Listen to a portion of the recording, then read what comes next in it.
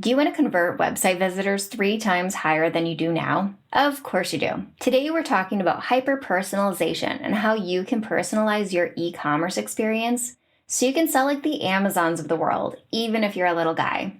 Today we're talking to Eric Melchor from OptiMonk about how you can reduce friction and increase sales through personalization. Stay tuned.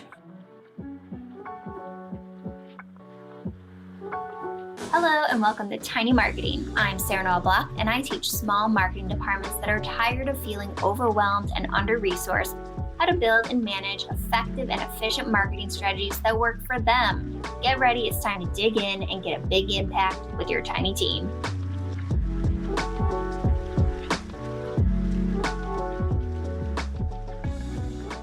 Hi, Eric Melchor here, and my background is primarily in the partnership and CX space, having worked for large corporations in a customer experience capacity, and not too long ago, shifting towards tech and SaaS for different startups in the personalization space, working for brands like OptiMonk and Bonjoro.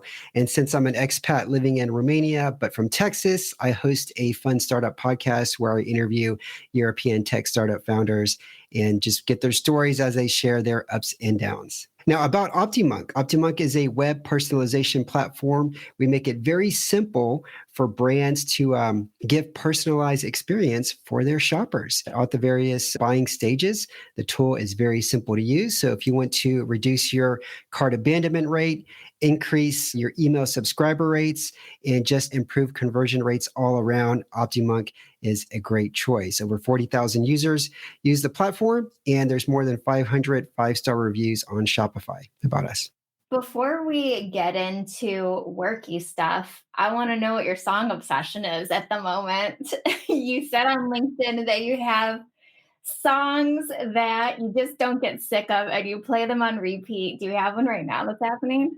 Yeah, it's kind of a weird sickness. My wife hates it because sometimes I'll have the music playing like over and over again and I don't have my headphones on and she just, she walks by just like her head shaking. Not that one again. Yeah. So I think the latest one, it's this channel that I found called Casual Majestic or something on YouTube, but there's a specific song called Midnight Drive in Moscow. I think that's it. Midnight Drive in Moscow. I've heard this song at least 1,000 times. I just love it. I play it on when I cook. I play it on when I'm like working. I just love the beat and the melody. And I've probably been listening to that song consistently for the past 2 or 3 months. Now, there's other things I'll listen to, but that's sort of my go-to song for these past couple of months. Is that, just judging from it, it reminds me of those YouTube channels where it's like Vintage Train or French Cafe. Is that what it is? It's something like that? Yeah. It's called Majestic Casual, and they have all these different playlists, and it's, yeah, exactly. It's kind of like that. All right. You have a story to tell. Yeah. About what is it, Home Depot and Disney? No, it's different. That one is a good story too, but this one is about my experience at the post office here in Bucharest. Okay, so here's what happened. We're recording. We'll just edit it. Okay, so here's what happened recently. It was recently my mom's birthday, and so like a good son, I tried to mail her a birthday card, right? Because that's what all good sons do. So, I fill out the card and I put in the envelope, and there's a post office in the neighborhood where I live. So I walk there and I'm thinking, okay, this is going to be quick. And I walk inside and I say in my best Romanian, I like to buy a stamp, right? And so I see the open window and I'm there in front of the lady. And I say that and she looks at me and she starts talking to me like a much longer response than I anticipated. And it's kind of like in an authoritative way that she's talking to me. And then at the end of it, she like does this with her finger, like wave at her finger, like no. And no. I didn't expect this, and so I'm kind of like confused because I'm thinking, I know I'm in the right place. I'm in a post office. Yeah. It's just a card, lady. Let me mail it. It's not the DMV. It's not some other government, administration building, right? So I stand my ground and I tell her again in my best, translation that I want to buy a stamp. And this time I point to the address on the envelope, United States, thinking that, okay, she'll understand it now. But then she stands her ground and she starts saying the same thing again, raising up her voice a little bit louder. And then at the end of it, she's like, no, which means no. right? And I'm like, I Uh-huh. can't, I'm in the twilight zone, Sarah. What? What's happening? This should be an easy, this should be the easiest transaction of all transactions in any service or store that you go to, right? You take an envelope, a letter, get a Right. stamp and mail it, right? But it's not turning out that way. You have one job. You have one job, post office. Give me Yeah, that stamp. it's not turning out that way. Luckily, there was another lady who kind of was overhearing, this conversation, and she comes to me and she says, "Let me help you." This lady spoke English, and she says, "What are you trying to do?" I'm like, "Well, it's kind of obvious, but she's being nice, trying to help me, and I tell her, "Well, I want to send this letter." And so she starts talking to the lady behind the window in Romanian. And then that lady responds. And so she translates to me and she says, "Okay, well, she's not going to mail the letter for you. You have to go outside and put the letter in the mailbox." And she's like pointing to where the mailbox is. And it's right outside the door. I can see it. You're like, I can handle that. I'm like, I can do that, but I still need the stamp, right? you know, you know. And so she goes, "Okay, okay." And so she tells the lady, "Okay, he can mail it, but he needs to buy the stamp." And the lady's like, "Oh, okay. Okay, he can do that." Unbelievable. Weird Unbelievable. transaction. Such a weird experience. And I was just thinking, God forbid somebody's deaf. I mean, how in the hell can somebody how can this happen in today's day and age, right? This should have been a very simple transaction, but instead of like treating me a little bit differently, knowing that I couldn't communicate in that language 100%, there should have been some protocol or just try something different, right? And Yeah. how does this relate to businesses? Well, most businesses out there, unfortunately, don't even know they're operating in this way by giving the same experience to everybody that comes to their website.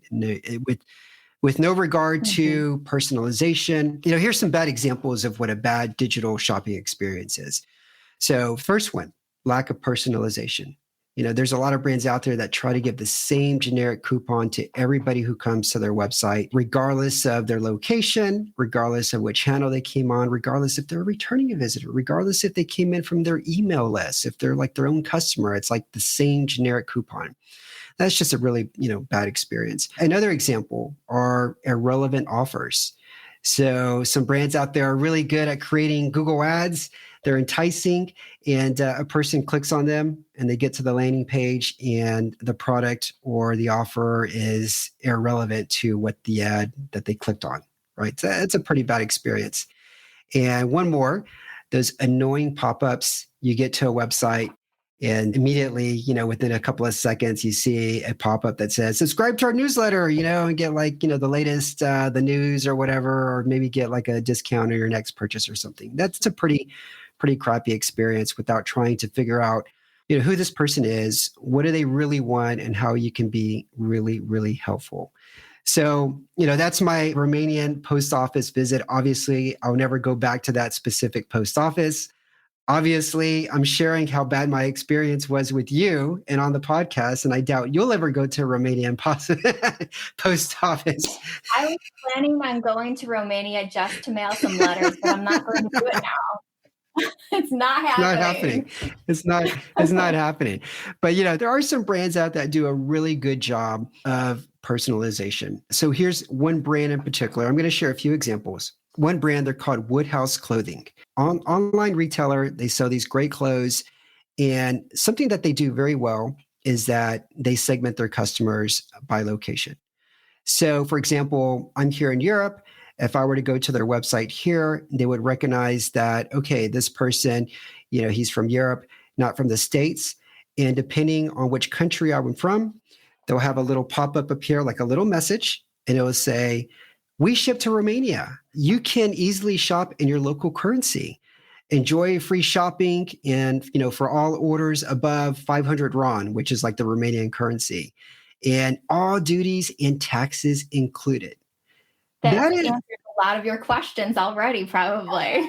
already, I mean, it's so reassuring to know, one, do they ship here? Do they ship to where I'm shopping from? And then two, how about the taxes and everything? They just, like you said, they answered all the questions within a few seconds of my arrival there. They do that for not just Romanian shoppers. Obviously, they do it from people from all other countries. But it's nice. Like that's a great example of personalization and taking away that friction immediately. Yeah. It felt like they sensed where you were, they sensed what questions you might have, and they preemptively answered them, which is really nice. Yeah, no, that's really, really, really nice. So here's another example. BlendJet, one of our customers for OptiMonk, they have this cool blender, and a lot of people love this blender for many different reasons. It's easily portable, easily chargeable, it's powerful. And so it's very effective at communicating all these things with the ads. They do a lot of Facebook ads, right? So if a person, by using the UTM, parameters that they're using for these different ad sets, they take those same UTM parameters, plug them into OptiMonk. And so if a person clicked on an ad that was specifically towards the portability value proposition, when they get to the landing page, the main headline is around portability. Yeah, that's awesome. Yeah, it's super awesome. They don't have to create a lot of, different landing pages. They're basically just taking their campaign parameters that they had set up in either Google or Facebook, plugging those into OptiMonk. And now the headline and the main copy for whatever the ad was is going to be the first thing that the person sees when they get to the landing page. And so that's just another, great way of making sure that what the ad was clicked on, that when the person gets to the landing page, it's still relevant, right? And it makes sense for them. Yeah. So does OptiMonk work with any type of site? We work with so many different types of site. We especially work well with WooCommerce, Shopify, WordPress, and we have dozens of integrations with major email marketing platforms and CRMs like ActiveCampaign and Melchor and Klaviyo and many, many others. But yes, it works well with many different sites out there. Okay, I probably interrupted. You had more, didn't you? Well, I had like one more I was going to share with you. Let's hear that other one. Yeah. So here's another example. So a lot of brands, they build their email list through pop-ups, right? And so with OptiMonk, you can really personalize the pop-up. But first, let's say you have a visitor that comes to your website. You don't know where they came from. They're an organic visitor, right? So you don't know which channel they came from or how they got there. So what some brands do is that they offer an incentive. So I don't mean the generic incentive like, hey, give us your email address and get this discount. Instead, let's say you're a health and wellness store or shop and you have a few main products, and one of the products is around weight loss. Another product is around helping you to sleep better. And maybe another product is to gain muscle. So instead, you can have a little message appear and say, which are you mostly interested in here? A, B, or C, right? And, answer this and we'll give you a 20% coupon, right? Just for answering it. Don't even give us your email address, right? And so now you have this little micro engagement. The chances of them, clicking or choosing a selection is pretty high because they're not giving up anything. But now, once they make that selection, what they're really interested in. And so from there on, if they chose, to gain muscle, well, now you can say, fantastic. By the way, here's our top selling products around gaining muscle. And if you want to get content around gaining muscle and special offers, feel free to enter your email address if you like. So that's just another great way of like personalizing a pop-up, welcome pop-up banner instead of just trying to treat everybody like they're the same. It's a very easy way to segment those people. And now you can actually begin nurturing them right away. You don't have to wait till post-purchase and start nurturing them through email. You can start nurturing them in real time on the website, giving them the content that they're interested in because they told you what they're interested in. So that's the other example that I had for you, Sarah. I have questions. I'm the type of person who beta tests everything that I come across. So now I'm wondering how it works from the marketer's perspective. Are they creating triggers and funnels based off of the actions? Like if someone were to click that quiz, they already have it set up. Absolutely. So it's designed for marketers. The platform is designed for no code, no, heavy technical knowledge required. Very simple to use. I've done a lot of these myself where I've gone in and tested different use cases or created different use cases off a Shopify store that I created. And if I can do it, you can do it. But yeah, you can base it off different triggers like the amount of time they've been on your website, the number of pages they visited, different things like that. Now, what I do recommend is that let's not treat this Mm-hmm. like Google Analytics, because a lot of people activate GA, but it's not really set up. There's a lot of data in there, but it's not going to tell you a story unless you really know Yeah. how to set it up, right? And so with OptiMonk, it's very easy to activate it. And it's pretty easy to set up too. But what I do recommend is that when you go to optimonk.com, go to optimonk.com customer value optimization guide. And there's an actual guide in there that gives you over 30 real life examples on how to set up various personalization Mm-hmm. experiments, right? You don't need to set up 30. We recommend pick 2 or 3, but we do give you like step by step. Here's how you could set up an experiment, for segmenting a certain audience and personalizing their experience. As the content person, that just triggered an idea for me. How fun would it be as like someone who's a content creator to go to those 30 experiments and test them out so they could create content around each of those experiments and what the results were? Oh, I say, please do. You have the green light. Yeah, I think that would be interesting and it would be good, like shared content. You're a partner marketing expert, you know how it goes. Absolutely. Absolutely. I'm meeting with the team in person because they're based in Hungary and I'm traveling there next week, but love to introduce you to the main content person and work with you again, Sarah. I've always enjoyed working with you. Working with you. I feel like I know you this past weekend, even though I didn't have Wi Fi and I didn't watch any TV or anything. I downloaded a few different podcasts, and several of the podcasts that I downloaded were around marketing and e commerce. And lo and behold, who was on many of these podcasts? That's so funny. I've been doing a lot of Yeah. Yeah. podcasts, guesting on a lot of podcasts lately. Yeah, no, it was just so good. I mean, obviously, I know what you do, but I even listened to a couple because I wanted to refresh my memory. And it's just so fascinating. Like, you could take a piece of content and then that content could be used for like the next 2 months, at least how you do it. Oh Yeah. my gosh. It's so easy to do. And I think that a lot of people are missing out on just how easy it is to have one core piece of content that you can just make a lot of little content babies from. You should trademark that term. Yeah, content babies will do. TM. Nobody steal that. Yeah. Yeah. Yeah, well, this is so good. So, as I recommended, if you want to give personalized experience to a lot of people, if you've got a website that's getting over 10,000 visitors a month, this is something that you should be doing. Definitely, you have different segments of visitors that are coming to your site, and pick out maybe your top 2 or 3 segments that you could focus on Mhm. and start experimenting.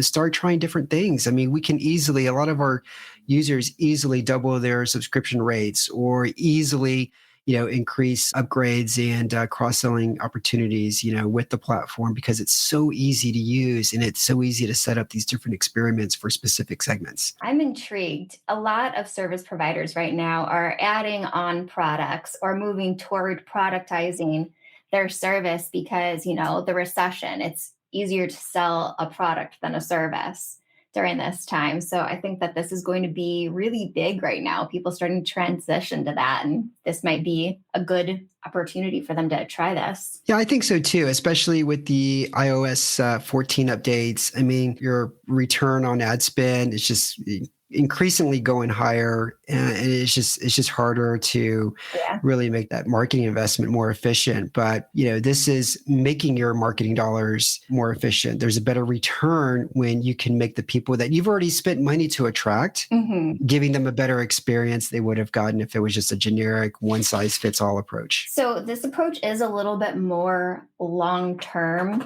and explain to our audience how that might work. You have this long term approach happening for converting your sales. What makes it better than to, do the same thing across the board and not have to personalize their experience? Yeah. So we're saying, hey, think like Amazon, think like Etsy, think customer centric, think the long term approach, right? Try to just give the customer value, help them every step of the journey, and not just your conversion rates are going to improve, but your average cart order value is going to improve. Your customer lifetime value is going to improve. So here, let me give you an example why. Let's hear it. So here's an example why. So let's take the standard pop-up that you use to get more people to subscribe to your email list. Mhm. The average pop-up conversion is about 4% on average. I mean, there's a difference by industry, but around 4%, right? Fair. If you try an approach where, like I just gave you with the health and wellness approach, where you ask somebody,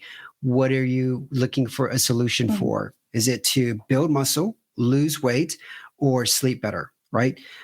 And they make a selection. Well, what we're seeing is about 25 to 30% of people will click through and answer that. Okay. And so now you know something about that person. Once they make that answer, you could have a second window or a second screen. Say, here's your discount. Thank you so much. Here's your coupon code. By the way, would you like to receive content related to, and then you could just personalize whatever it is they selected, content related to gain muscle if they chose gain muscle. In addition, you'll be notified of special offers.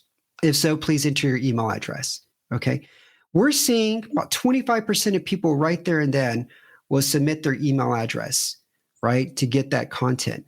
A huge jump compared to the 4%. That's a huge jump. So if you take 30% times 20%, you're seeing about almost a 3 times increase from your average, pop-up that you're using to get emails. Doing it this way now, where you have question, where you're asking them, tell me about your problem, and then providing them an incentive, which is the coupon, and then asking them again, hey, now that you're here for building muscle, would you like to get content around build muscle and special offers? And more than 25% of people on average will say sure, and they'll submit their email address.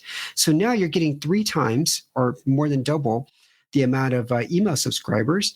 And so what we say, take the long-term approach, is because what are you going to do with those emails? Yeah. Right? And you're not just going to put them aside. You're going to start marketing them through email. Okay.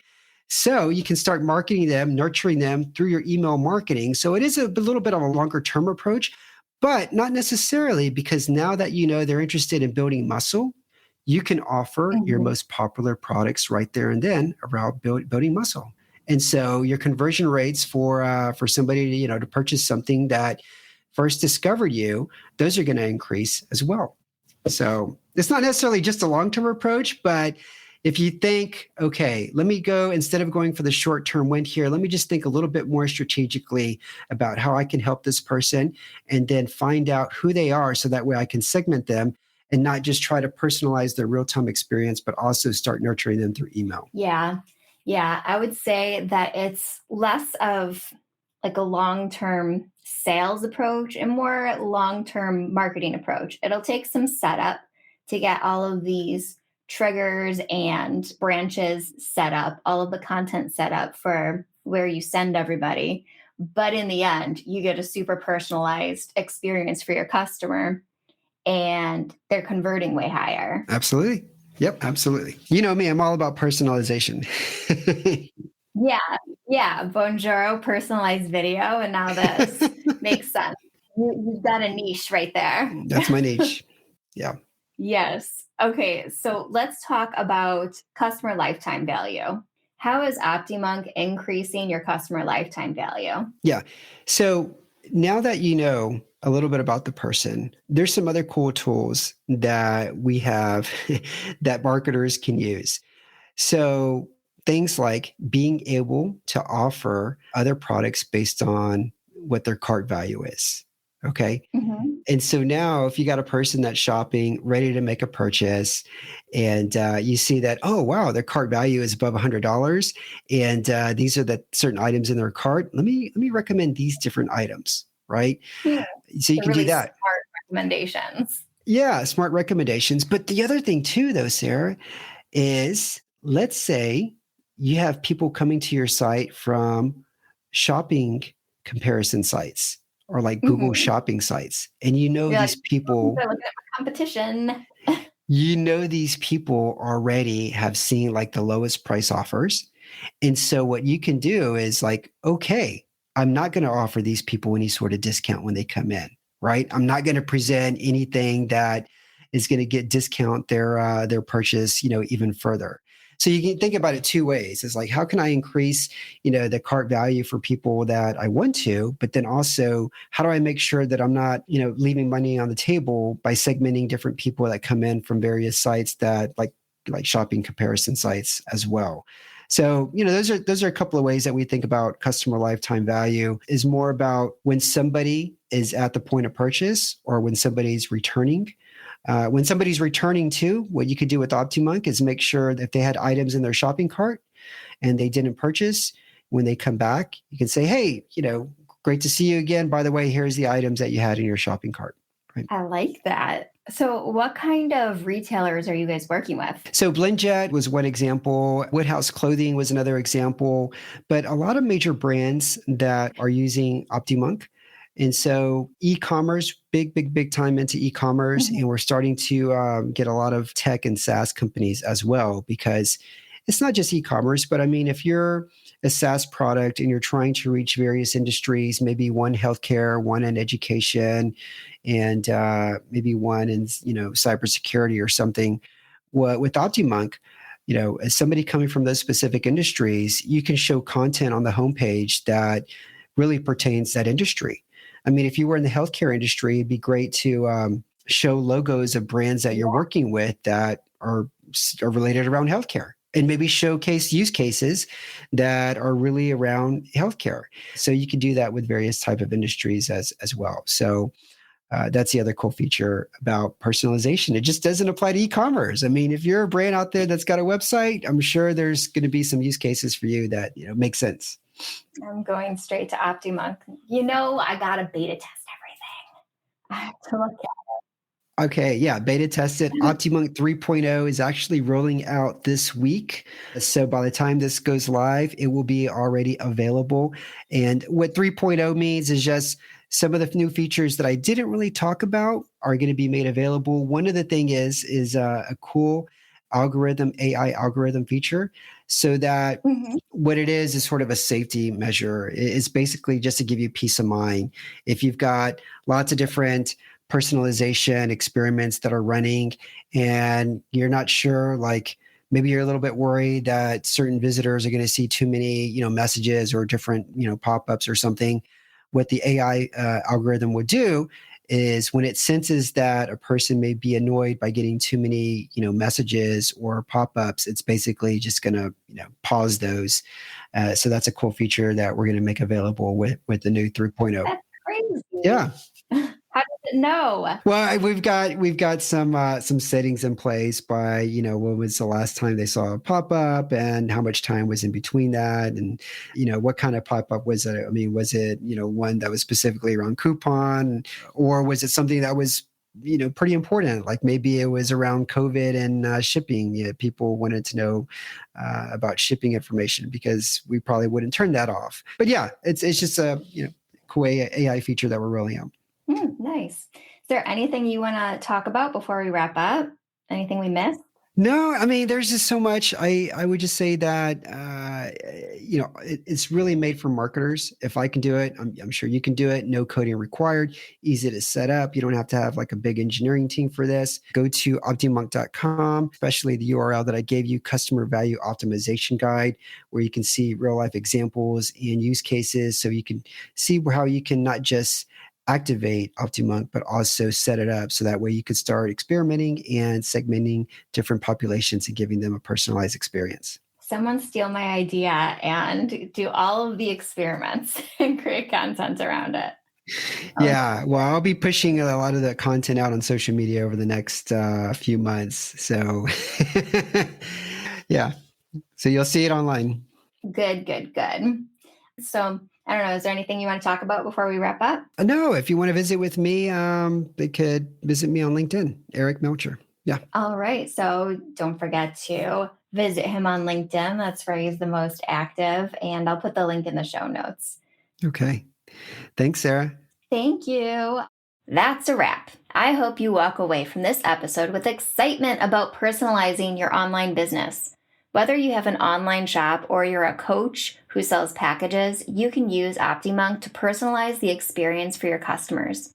and you can try it for free. The link is in the show notes. If you enjoyed this app, tell your friends, share it on the social medias, spread the word so other people learn about the Tiny Marketing Podcast. Thank you so much, and I will see you next time. Mwah! Hello, and thank you for joining Tiny Marketing. I help tiny marketing departments create consistent content that builds trust with their audience. Book done-for-you content marketing at sarahnoelblog.com. Don't forget to follow, rate, and review the podcast on your favorite podcast app. See you next time, friends.